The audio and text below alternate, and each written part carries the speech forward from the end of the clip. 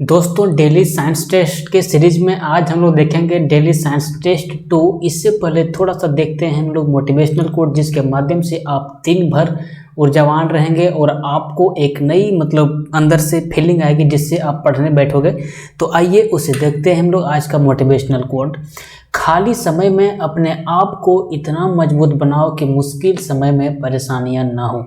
इस motivational quote का अभी वर्तमान समय से हम तुलना करें तो अभी आप देखेंगे कोरोना वायरस का इतना ज़्यादा कहर है और अभी देख हर जगह परेशानी ही परेशानी। लेकिन स्टूडेंट को अगर इस समय पढ़ लिया जाए स्टूडेंट के माध्यम से तो उसके लिए इस समय कह सकते हो आप रामबाण साबित होगा, क्योंकि अभी मैक्सिमम लोग अपना टाइम को वेस्ट कर दे रहे हैं। भैया जिसको समस्या है कोरोना का वो ठीक है, कोरोना का इलाज कराए, लेकिन जिसको कोई भी समस्या नहीं है वो 50 बार मोबाइल खोलेगा और कोरोना वायरस के बारे में देखते रहेगा, उससे अपने दिमाग के ऊपर और भी प्रेशर लेता है। तो हमारा कहने का मतलब ये है कि अभी ये जो वक्त अभी चल रहा है, इस वक्त में आप अपने आप को जितना निखारोगे आपके पास उतनी सारी जानकारियाँ आएगी और आप उतनी ऊंचाइयों तक जाने का काम करोगे। तो आइए इसी मोटिवेशनल कोट के साथ आज का सेशन हम लोग स्टार्ट करते हैं। आपको पता है कि डेली साइंस टेस्ट के सीरीज में टोटल 25 क्वेश्चन हम पर डे करवाते हैं और आज इसका टेस्ट सीरीज का टेस्ट 2 है। तो आइए शुरू से हम लोग देखते हैं 25 क्वेश्चन। आपको जितना क्वेश्चन का आंसर आता होगा आपको कमेंट बॉक्स में बताना है और जितना क्वेश्चन का आंसर नहीं आता होगा उतना हम आपको यहाँ से बता देंगे। और इस 25 क्वेश्चन में आपको टोटल का विशेष रूप से इसको पूरा डिटेल से नहीं बता पाएंगे, क्योंकि अगर 25 क्वेश्चन को डिटेल में बताएं तो एक क्वेश्चन को अगर हम डिटेल में बताते तो 5 मिनट से कम नहीं लगता है और 125 2 घंटा का समय लग जाएगा। तो आपको जब हम डिटेल वाला सेशन करवाएंगे उसमें मात्र 10 क्वेश्चन रखेंगे और उस 10 क्वेश्चन में आपको इतना डिटेल से बताएंगे कि आप उस तरह के क्वेश्चन से 10 क्वेश्चन रहेगा तो आप 50 क्वेश्चन को सॉल्व कर सकते हो। तो आइए देखते हैं आज का क्वेश्चन नंबर 1। क्वेश्चन नंबर 1 हमारे पास है। इससे पहले आपको बता दें कि ये सब जगह पे आप इसका PDF लेना चाहते हैं तो आप टेलीग्राम चैनल को ज्वाइन कर लीजिए, जिससे आपको सुविधा होगा इसका PDF लेने में और हमारे द्वारा बनाए गए मटेरियल को पढ़ने में। चलिए आपका समय खराब ना करते हुए आते हैं क्वेश्चन की ओर। क्वेश्चन नंबर 1 हमारे पास है कि पनडुब्बी जो है सो किस पर आधारित है। पनडुब्बी जो पानी में चलने वाली चीजें हैं, पानी में चलने वाला एक समझ सकते हो आप वाहन है, ये किस सिद्धांत पर काम करता है। तो इसका सही आंसर होगा ऑप्शन नंबर बी, यानी कि आर्किमिडीज के सिद्धांत पर। ठीक है, यहाँ पे डिटेल हम जाने वाले नहीं है, डिटेल जहाँ करवाएंगे 10 क्वेश्चन में वहाँ आपको पूरा डिटेल से दिया जाएगा। यहाँ 25 क्वेश्चन है तो क्वेश्चन कम से कम आधा घंटा या 40 मिनट में हो जाना चाहिए। ठीक है, तो यहाँ क्वेश्चन नंबर 1 है कि पनडुब्बी किस पर आधारित है। तो इसका सही आंसर होगा ऑप्शन नंबर बी, आर्किमिडीज के सिद्धांत पर। आर्किमिडीज एक साइंटिस्ट हैं, इसके बारे में आपको पता होना चाहिए। क्वेश्चन नंबर 2 है आपके पास कि ध्वनि तरंगें जो है, जो ध्वनि का तरंग चलता, तरंग देखो इस तरह से आगे पीछे वाइब्रेट करके चलता है। तरंग को इंग्लिश में लोग बोलते हैं वेव। क्या बोलते हैं? वेव। तो ध्वनि तरंगें यहाँ पे बोल रहा है कि ध्वनि तरंगें जो है सो किस पर ध्वनि तरंग जो सो क्या है, अनुदैर्ध्य तरंग है, अनुप्रस्थ तरंग है, विद्युत तरंग है, विद्युत चुंबकीय तरंग है, या इसमें से कोई नहीं है। तो जो ध्वनि तरंग हैं, जो आपका साउंड वेव है, ये एक प्रकार का आपका अनुदैर्ध्य तरंग है। अनुदैर्ध्य तरंग वैसे तरंग को कहते हैं जो जल में भी चल सके, हवा में भी चल सके, हर जगह ये ट्रेवल कर सके, उससे हम लोग बोलते हैं अनुदैर्ध्य तरंग। क्या बोलते हैं उसे? अनुदैर्ध्य तरंग बोलते हैं। ठीक है, क्वेश्चन नंबर 3 हमारे पास है कि अनुदैर्ध्य तरंग उत्पन्न हो सकती है। अभी आपको बताएं यहाँ पे अनुदैर्ध्य तरंग है, ध्वनि तरंग क्या है भैया? अनुदैर्ध्य है। अब यहाँ से पूछ लिया कि अनुदैर्ध्य तरंग जो है, अनुदैर्ध्य जो वेव है वो उत्पन्न हो सकती है, कहाँ पे हो सकती है? ठोस में, द्रव में, गैस में। तो इसका सही आंसर होगा ऑप्शन नंबर ए, सभी माध्यम में। अनुदैर्ध्य तरंगें जो है वो सभी माध्यम में उत्पन्न हो सकती है। ठीक है, क्वेश्चन नंबर 4 देखते हैं कि सूर्य ग्रहण के समय सूर्य का कौन सा भाग दिखाई देता है। सूर्य ग्रहण के समय सूर्य का कौन सा भाग दिखाई देता है। आप सबसे पहले इसका एक थोड़ा सा कॉन्सेप्ट समझिए। ये आपका मान लीजिए सूर्य है, ये आपका मान लीजिए चंद्रमा है, और ये आपका मान लीजिए पृथ्वी है, ये आपका सन है, और ये आपका सन के बाद ये आपका मून है, चंद्रमा है, और ये आपका अर्थ है। तो इसको आप समझोगे तो चंद्र ग्रहण, सूर्य ग्रहण पहले लगता कब है? सूर्य ग्रहण तब लगता है जब सूर्य और पृथ्वी के बीच में क्या आ जाता है, चंद्रमा आ जाता है। जब सूर्य और पृथ्वी के बीच में चंद्रमा आ जाता है तभी हमारा सूर्य ग्रहण लगता है। अब बोल रहा है कि सूर्य ग्रहण में हमें इसका कौन सा भाग दिखाई देता है, तो इसका कोरोना, इसका एक पार्ट होता है ऊपर में कोरोना, यही कोरोना मुझे देखने को मिलता है जब सूर्य ग्रहण लगता है। ठीक है, कोरोना ये बीमारी वाला कोरोना नहीं है, सूर्य के ऊपरी धब्बे में, मतलब सूर्य का जो ऊपर का क्रस्ट, ऊपर का जो उसका सरफेस होता है वहां पे कोरोना उपलब्ध होता है और वही कोरोना मुझे देखने को मिलता है जब सूर्य ग्रहण लगता है। ठीक है, क्वेश्चन नंबर 5 देखते हैं कि पास्कल किसका इकाई है। पास्कल किसका इकाई है, तो इसका सही आंसर होगा ऑप्शन नंबर ए, दाब का। दाब को हम लोग इंग्लिश में बोलते हैं प्रेशर। क्या बोलते हैं मेरे दोस्त इसको इंग्लिश में, प्रेशर। और प्रेशर का एक फार्मूला और होता है, प्रेशर का फार्मूला होता है force upon area. Force upon area इसका फार्मूला होता है और इसका एक यूनिट भी और होता है। तो इसका यूनिट को अगर हम निकालने का प्रयास करें तो फोर्स का जो होता है आपका यूनिट वो होता है आपका kilogram, F is equal to होता है एम, ये kilogram metre per second square. और यहाँ पे देखिए एरिया है तो एरिया को इससे भागा दे देंगे, एरिया का हो जाएगा मीटर स्क्वायर। तो इसका जो सही इसका जो इसका यूनिट होगा वो होगा किलोग्राम। मीटर देखिए ऊपर में है, यहाँ पे मीटर स्क्वायर कटेगा तो ऊपर जाएगा मीटर, तो हो जाएगा मीटर में -1 और यहाँ पे सेकेंड हो जाएगा -2। तो ये इसका जो है सो यूनिट होता है किसका, दाब का। ठीक है, तो इसका 2 यूनिट होता है। पहला तो पास्कल ही होता है दाब का यूनिट। पास्कल एक वैज्ञानिक है जिसने दाब को मतलब परिभाषित किया था, इसीलिए दाब का एक यूनिट दे दिया गया पास्कल। और इसका सही मायने में अगर निकाला जाए यूनिट तो होता है किलोग्राम पर मीटर पर सेकेंड स्क्वायर। ठीक है, अब आते हैं क्वेश्चन नंबर 6। केशिका नली, केशिका नली में जल का ऊपरी सतह होता है। मान लीजिए कि ये आपका पतला नली है। केशिका नली को आप जानते होंगे कैपिलरी ट्यूब इसको बोलते हैं, इसको इंग्लिश में बोलते हैं कैपिलरी ट्यूब। थोड़ा स्पेलिंग मिस्टेक हो तो देख लीजिएगा, कैपिलरी इसको ट्यूब बोलते हैं। तो कैपिलरी ट्यूब क्या होता है, इसका जो ये जो भाग होता है ना बहुत ही पतला होता है। ये रस्सी का समान आप देखे होंगे, जिस रस्सियाँ जो आप लालटेन जलाते होंगे, तो अभी तो जलता नहीं है लेकिन पहले ज़माने में, आज से लगभग 10 साल पहले लालटेन जलता था। तो उसमें एक होता था भैया रस्सी, उस रस्सी में जल नीचे से ऊपर चढ़ जाता था, उसी को हम लोग बोलते हैं कैपिलरी ट्यूब बोलते हैं। ठीक है, अब इसका डेफिनेशन पे आप समझिए, कॉन्सेप्ट को समझिए, आपको क्या हम बताने का प्रयास कर रहे हैं। ठीक है, यहाँ आपको डेफिनेशन एग्जाम में पूछने वाला नहीं है, आपको जो पूछने वाला है बस आपको वही बताने वाले हैं। तो कैपिलरी ट्यूब में क्या होता है, इसका जो ऊपरी सतह होता है ये वाला जो सतह होता है, सो बोल रहा है क्या होता है, उत्तल होता है या फिर अवतल होता है या फिर समतल होता है। तो इसका सही उत्तर होगा उत्तल होता है। उत्तल देखिए इस तरह से जब रहेगा, इस तरह से जब रहेगा तो इसको हम लोग बोलेंगे उत्तल, मतलब नीचे की ओर धंसा रहेगा तो बोलेंगे उत्तल, और अगर ऊपर की ओर धंसा रहेगा तो इसे हम लोग बोलेंगे क्या, अवतल। क्या बोलेंगे मेरे दोस्त, अवतल बोलेंगे।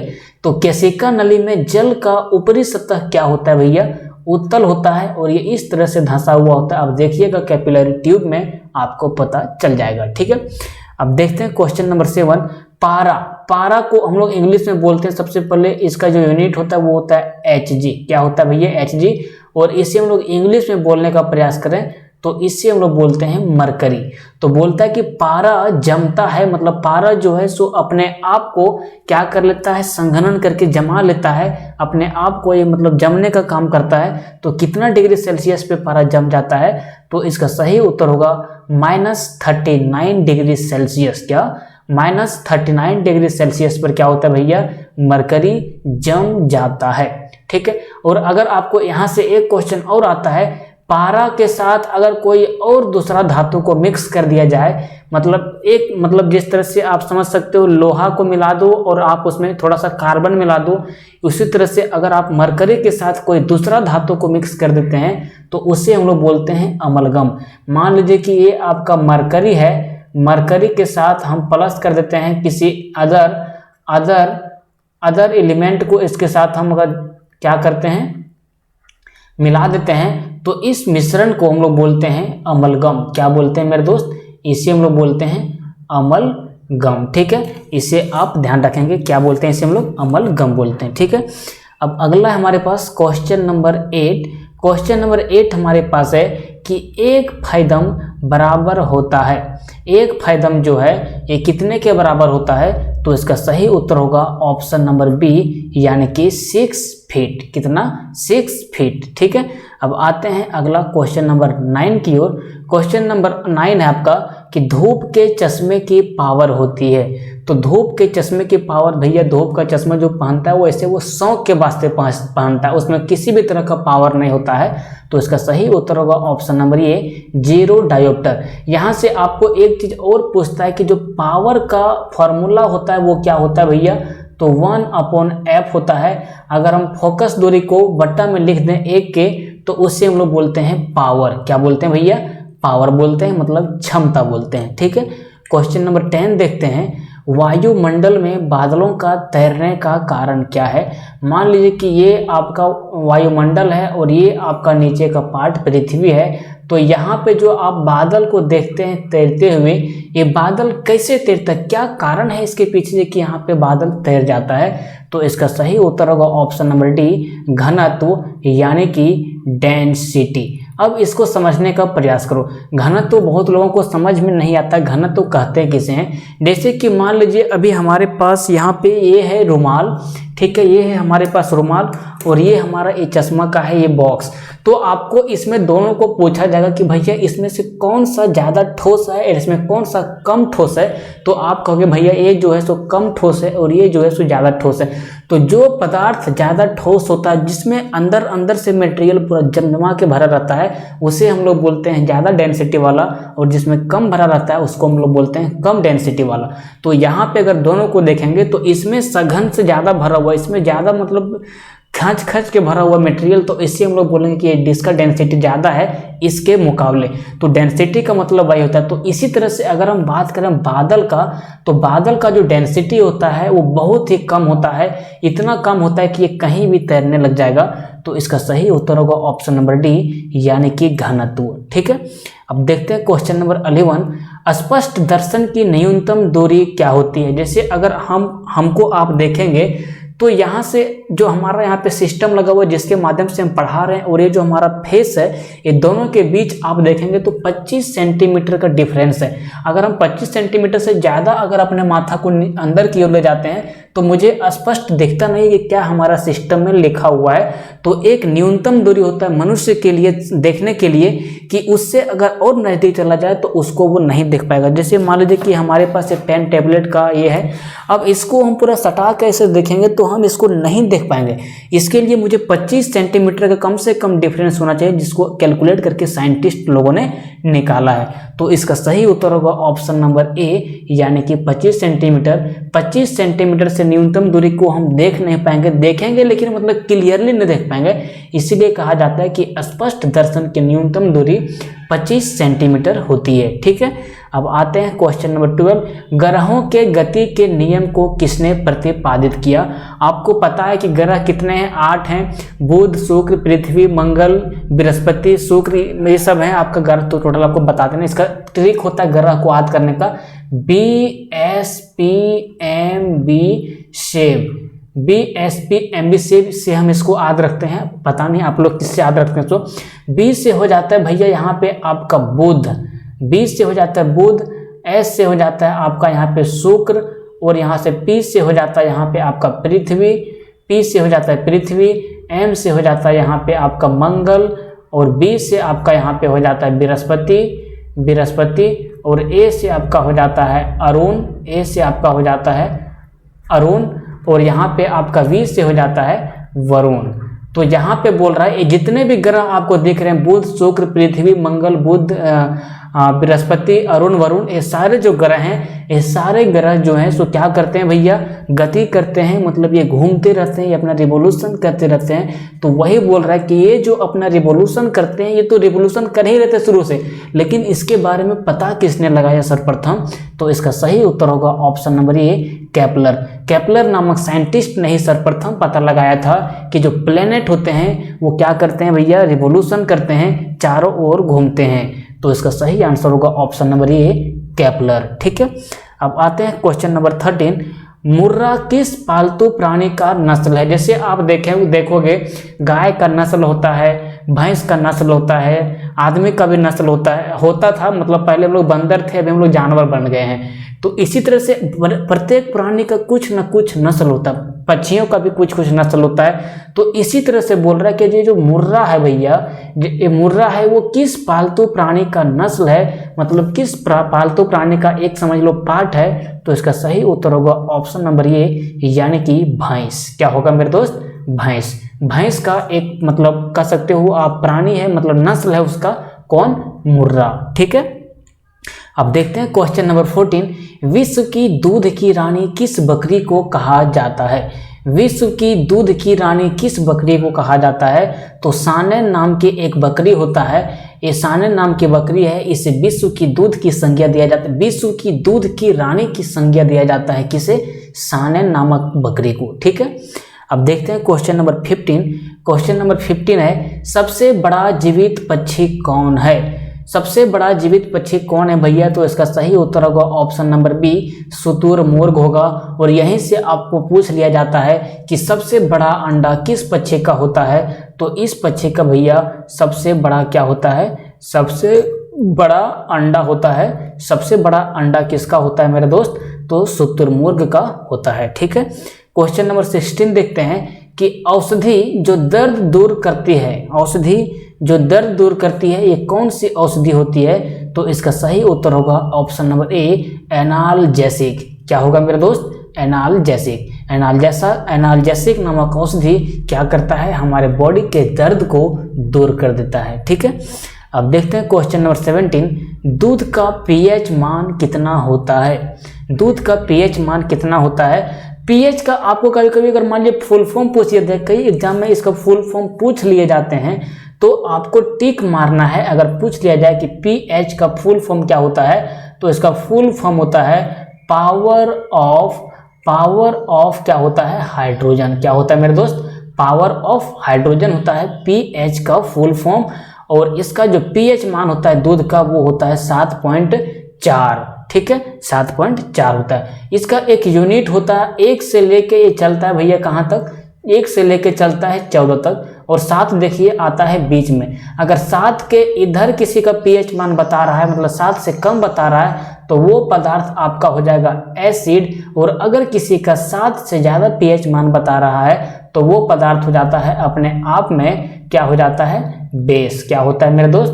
बेस होता है। बेस का मतलब हो गया यहाँ पे आपका क्षार, और यहाँ पे एसिड का मतलब हो गया अम्ल। ठीक है, एसिड का मतलब हो गया अम्ल। इसका सही उत्तर होगा ऑप्शन नंबर ए, यानी कि 7.4।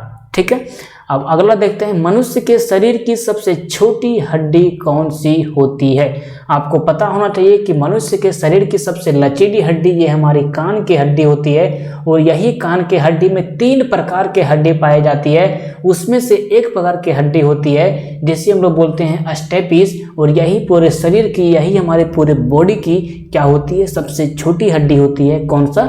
स्टेपिस। ठीक है, आगे देखते हैं क्वेश्चन नंबर 19। सोयाबीन में निम्नलिखित में से कौन सी प्रोटीन पाई जाती है? सोयाबीन आप लोग सबसे अधिक खाते होंगे। अगर आपको बॉडी बनाना है तो आप सोयाबीन का सेवन कर सकते हैं, क्योंकि सोयाबीन में सबसे अधिक मात्रा में प्रोटीन पाया जाता है। और आपको पता होना चाहिए कि प्रोटीन हमारे बॉडी को बनाने में, हमारे बॉडी को बिल्ड करने में, हमारे बॉडी के मसल को बनाने में एकदम कारगर होता है। तो सोयाबीन में प्रोटीन पाया जाता है, ये हर कोई जानता है। सबसे अधिक प्रोटीन पाया जाता है, ये भी हर कोई जानता है। लेकिन आपको पता होना चाहिए कि कौन सा प्रोटीन पाया जाता है। प्रोटीन के भी कई प्रकार होते हैं, तो सोयाबीन में जो प्रोटीन पाया जाता है वो इसका सही आंसर होगा ऑप्शन नंबर डी, ग्लिसरीन नामक प्रोटीन पाया जाता है किसमें? सोयाबीन में। ठीक है, आगे देखते हैं क्वेश्चन नंबर 20। किस रोग से पीड़ित व्यक्ति को कार्बोहाइड्रेट की अधिक मात्रा लेने से मना किया जाता है? कार्बोहाइड्रेट का मतलब समझ लेना कि यहाँ पे कार्बन और हाइड्रोजन का मिश्रण होगा। कार्बो से हो जाएगा यहाँ पे कार्बन, और हाइड्रेट से हो जाएगा हाइड्रोजन। जो किसी भी पदार्थ में कार्बन और हाइड्रोजन मिक्स रहे उसे हम लोग कार्बोहाइड्रेट कन्फर्म कर देंगे। और कार्बोहाइड्रेट हम लोग जैसे कहेंगे आपको समझ जाना चाहिए कि कार्बोहाइड्रेट हम में कार्बोहाइड्रेट जो कोई वस्तु होता है उसमें उसका जो स्वाद होता है वो थोड़ा सा मीठा होता है। तो आपको पता होना चाहिए कि जो शुगर के मरीज होते हैं, शुगर के मरीज जो होते हैं उसे मतलब मीठा सामान को खाने के लिए मना किया जाता है, क्योंकि मीठा सामान वो खाएगा तो उसके अंदर जो शुगर की मात्रा है वो थोड़ी और बढ़ जाएगी।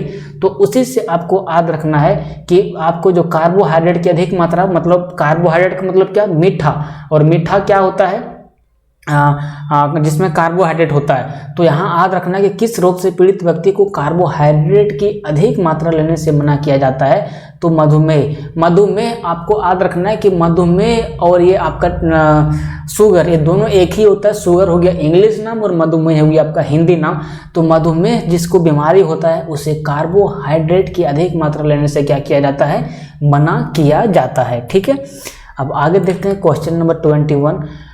मछलियों के यकृत तेल में कौन सा विटामिन पाया जाता है? तो मछलियों के यकृत को हम लोग इंग्लिश में बोलते हैं भैया लीवर। ठीक है, तो बोलता है कि मछलियों के यकृत तेल में कौन सी विटामिन पाया जाता है, तो इसका सही उत्तर होगा ऑप्शन नंबर ए, यानी कि विटामिन ए।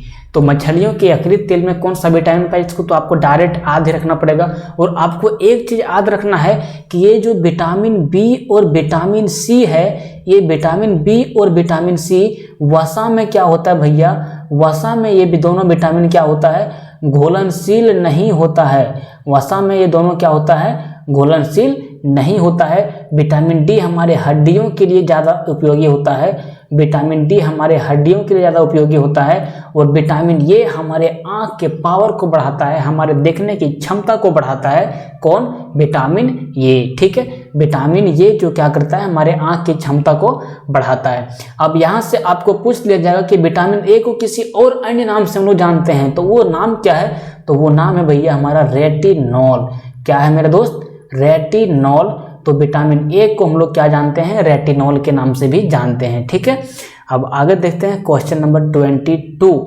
बांध बनाकर जलाशय में रोके गए पानी में कौन सी ऊर्जा पाई जाती है? आप बेसिकली दो प्रकार की ऊर्जा को पढ़े होंगे, गतिज ऊर्जा और स्थितिज ऊर्जा। गतिज ऊर्जा जिसे इंग्लिश में काइनेटिक एनर्जी कहते हैं, और स्थितिज ऊर्जा जिसे इंग्लिश में पोटेंशियल एनर्जी कहते हैं। ये दोनों का डिफिनेशन को पहले समझिए। गतिज ऊर्जा वैसे ऊर्जा को कहते हैं जो किसी गति के कारण आता है, और स्थितिज ऊर्जा वैसे ऊर्जा को कहते हैं जो किसी के स्थिति के वजह से आता है। जैसे मान लीजिए कि हमारे पास ये है और इसके ऊपर हम ये रख दिए, तो इसके अंदर ऊर्जा है भैया, क्योंकि ये देखिए नीचे पृथ्वी से ये इतना ऊंचाई पर है, तो इसके अंदर ऊर्जा है। अगर हम इसको हटा लेंगे तो ये तुरंत नीचे गिर जाएगा। तो किसी के अंदर ऊर्जा रहता है तभी तो वो आगे पीछे हिल डुल सकता है। तो देखिए इसके ऊपर क्या है, ऊर्जा है। इसके ऊपर ऊर्जा क्यों है? क्योंकि ये पृथ्वी से ऊपर रख दिए हैं इसको, और इसको मतलब ये ऊंचाई की वजह से इसका स्थिति यहाँ पे कांस्टेंट हो गया है इसके ऊपर रखने से, और इसीलिए इसके अंदर क्या है भैया, स्थितिज ऊर्जा है। क्या है? पोटेंशियल एनर्जी है। इसके अंदर देखिए कोई गति है, तो आप बोलोगे भैया गति बिल्कुल नहीं है, ये चुपचाप इसके ऊपर रखा हुआ है। लेकिन ये ऊंचाई की वजह से इसके अंदर एक ऊर्जा है, यही ऊर्जा की वजह से ये क्या होता है, नीचे गिर जाता है। तो आप ध्यान रखेंगे कि बांध बनाकर जलाशय में रोके गए पानी में कौन सी ऊर्जा होती है, तो वो होती है स्थितिज ऊर्जा। ये देखिए आपका बांध है और इसके अंदर हम पानी को स्थिर छोड़ दिए, तो क्या होता है, ऊर्जा, किसी के अंदर ऊर्जा है भैया तो वो काम करेगा। हमारे अंदर ऊर्जा है तो हम बोलने का काम कर रहे हैं, किसी के अंदर कुछ ऊर्जा वो उसके अनुसार से काम करता है। तो पानी को अगर बांध में रख देते हैं और कहीं से अगर छेद कर देते हैं तो देखिए पानी ऑटोमेटिक निकलने लगता है। आपको नहीं बोलता है कि मुझे निकालने के लिए आप धक्का मारो, क्यों नहीं बोलता है? क्योंकि इसके अंदर यहाँ पे देखिए स्थितिज ऊर्जा भरा हुआ है। कौन सा ऊर्जा भरा हुआ मेरे दोस्त? पोटेंशियल एनर्जी, मतलब स्थितिज ऊर्जा भरा हुआ है। तो इसका सही उत्तर होगा ऑप्शन नंबर बी, यानी कि स्थितिज ऊर्जा। ठीक है, आगे देखते हैं 23। पृथ्वी की सतह पर गुरुत्वीय त्वरण का मान कितना होता है? गुरुत्वीय त्वरण को भैया हम लोग इंग्लिश में जी बोलते हैं, और इसको अगर इंग्लिश में इसको डिनोट करते हैं जी से, और इसको लिखा जाए तो इसको हम लोग बोलते हैं एक्सेलरेशन। क्या मेरे दोस्त? एक्सेलरेशन ड्यू टू ग्रेविटी बोलते हैं। क्या बोलते हैं? Acceleration due to gravity. और इसका जो वैल्यू होता है वो होता है 9.8 मीटर पर सेकेंड। क्या होता है? 9.8 मीटर पर सेकेंड जी का मान होता है। ठीक है, आगे देखते हैं 24 नंबर। 1 डिग्री देशांतर पार करने में कितना समय लगता है? ये मान लीजिए हमारा भैया पृथ्वी है और ये पृथ्वी में ये ऐसे और ये ऐसे इस भाग को, सॉरी यहाँ पे थोड़ा सा गलत बन रहा है, इसको बनाने के लिए ऐसे और इसको बनाने के लिए ऐसे। ये जो आप पार्ट देख रहे हैं, ये वाला जो आप पार्ट देख रहे हैं, इसे हम लोग बोलते हैं देशांतर। तो 1 डिग्री देशांतर को पार करने में जो समय लगता है वो कितना लगता है भैया? वो 4 मिनट का समय लगता है। ठीक है, आगे देखते हैं 25। स्पर्मोलॉजी में अध्ययन होता है, तो किसका अध्ययन होता है मेरे दोस्त? बीजों का अध्ययन होता है। देखिए इसको आप याद कैसे रख सकते हैं, आप सभी को पता होता है कि स्पर्म का मतलब होता है शुक्राणु। क्या होता है मेरे दोस्त? स्पर्म का मतलब होता है शुक्राणु। तो अगर आप किसी को पर्सनली नहीं बोलना चाहिए, शुक्राणु जब अंडाणु से मिलता है, शुक्राणु जब अंडाणु से मिलता है तो इससे क्या होता है मेरे दोस्त? युग्मनज का निर्माण होता है और इससे एक प्रकार से आप कहोगे कि बीजारोपण का काम होता है। मतलब अंडाणु और शुक्राणु जब मिलता है तो उससे एक प्रकार का युग्मनज बनता है और वही युग्मनज एक बच्चा का रूप लेता है और वो 9 महीने के बाद अपने माँ के गर्भ से बाहर निकल जाता है। तो वही स्पर्म का मतलब यहाँ पे आप ध्यान रखिएगा थोड़ा सा, स्पर्म का मतलब यहाँ शुक्राणु होता है, लेकिन ये शुक्राणु एक प्रकार का बीज बोने का काम करता है। किसके साथ? अंडाणु के साथ। तभी तो 9 महीने के बाद बच्चा पैदा होता है और 9 महीने तक ये पूरे क्या करता है? बीज का ही निर्माण करता है। तो आप यहाँ से थोड़ा सा दिमाग लगाइएगा कि शुक्राणु क्या करता है? बीज बोने का काम करता है। तो स्पर्मोलॉजी में हम किसका अध्ययन करेंगे? तो बीज का अध्ययन करेंगे। ठीक है, तो इस तरह से टोटल 25 क्वेश्चन कंप्लीट होते हैं। मिलते हैं कल, तब तक के लिए जय हिंद, जय भारत। और अभी तक आपने हमारे YouTube चैनल को सब्सक्राइब नहीं किया तो इसे आप सब्सक्राइब कर ही लीजिए। तब तक के लिए जय हिंद, जय भारत। फिर से ठीक, मिलते हैं अगले वीडियो में।